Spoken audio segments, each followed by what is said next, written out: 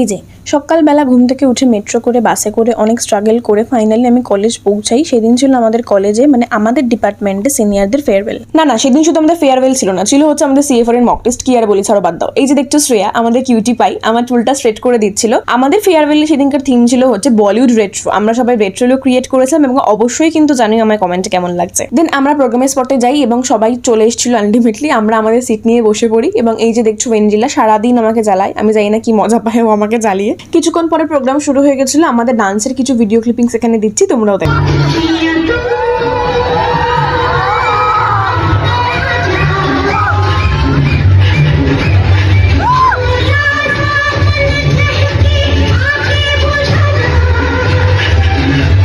আমাদের নাচটা হয়ে যাওয়ার পর আমরা গেলাম হচ্ছে এক্সাম দিতে, কিন্তু এই নাচানাচি ছেড়ে কি এক্সাম দিতে যেতে ইচ্ছা করে মাঝপথে? এক্সাম দেওয়ার পর অনেক ফটো তুলে আরো নাচানাচি করে ফাইনালি আমি বাড়ি যাই। তো চলো দেখা হচ্ছে